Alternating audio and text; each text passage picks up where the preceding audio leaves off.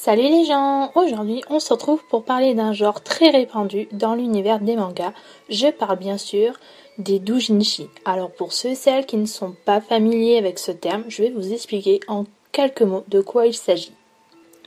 Le doujinshi est un genre qui se caractérise par rapport aux autres sous-genres que l'on retrouve dans les mangas. Ici, c'est une sorte de fan-art réalisé par l'auteur, un parfait amateur ou bien des fans. Bien qu'on en retrouve une grande partie dans les mangas ou les nouvelles, ce genre se distingue aussi dans la musique, les jeux vidéo et parfois même des courts-métrages, voire des animations. Grâce à ce genre, des personnages plus ou moins connus ont des histoires à deux, parfois alternatives, dans des modes de vie et des lieux propres à eux. Les créateurs de doujinshi les plus connus sont ceux qui ont formé le groupe Clamp, réalisé par 4 femmes, celle de Lovina, et l'excellent créateur de Excel Saga. Beaucoup de personnes pensent que le doujinshi sont réservés aux adultes car ils contiennent très souvent des scènes et des relations à caractère adulte. Alors oui, il y en a beaucoup, mais il y en a d'autres qui sont sans. Donc je vous ai fait une petite sélection de doujinshi spécialement concoctée par mes petits soins.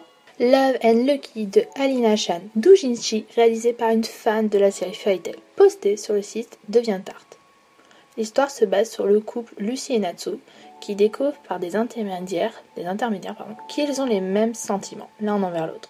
Je vous mettrai dans la vidéo le lien pour aller voir et surtout lire à tête reposée ce doujinshi qui est très très bien réalisé.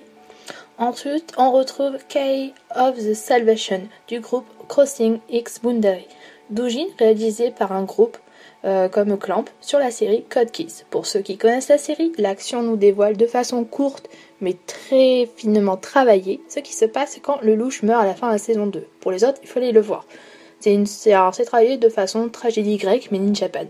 Et ensuite, on retrouve Distance de Nazuro. Encore une œuvre sur le manga Code Geass. Petite histoire sur la relation comique entre Sissi et le louche. Delicious Ways de Kotone Suzukaze et le groupe Fairwind. Doujinshi sur le manga qui a bercé mon enfance, Cardcaptor Sakura. Ici on suit une sorte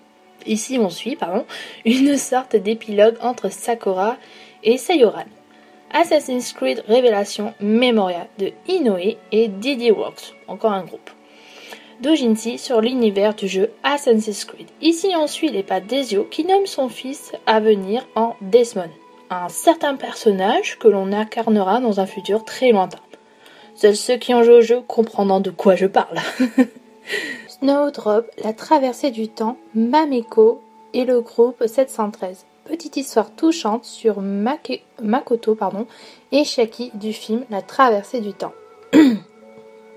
After Battle de Kingdom Hearts de... Oh là, ce nom. Alors, H-Ein, j'arrive pas à le lire. Histoire sur nos personnages du jeu du même nom, dans une dimension qu'est la nôtre. Donc, en gros, ils sont à l'école et il se passe des trucs. Sanzaka de Naruto, donc le groupe Onei Canon, et Takamiya Haruya. Voilà, il y a plusieurs personnes qui ont travaillé dessus. Donc histoire entre le père de Naruto, qui je sais plus comment il s'appelle, et Kakashi, donc celui qui a le visage à moitié caché. Sauf que là dans l'histoire, il a le visage découvert, qui discute de mission. Il n'y a aucun contenu yaoi ici, c'est juste deux personnages tout à fait normal. Et ensuite, j'en ai trouvé un, c'est sur One Piece, qui s'appelle Return to Innocence, qui est fait par Kurage, donc encore un fan ou un amateur, je sais plus. Qui est sur Robin, qui est dans une situation assez inconfortable et qui raconte ses souvenirs à Luffy. Classé en doujinshi avec un contenu ecchi, il n'y a aucune scène sexuelle, rassurez-vous. Et comme je l'ai dit dans une présente vidéo, comme quoi j'aime beaucoup les mangas plus matures, j'en ai dégoté quelques-uns pour ceux et celles que ça intéresse, que vous retrouverez en lien dans la description. J'espère que cette petite vidéo sur les doujins vous aura plu. On se retrouve très bientôt pour une prochaine vidéo. Bye bye!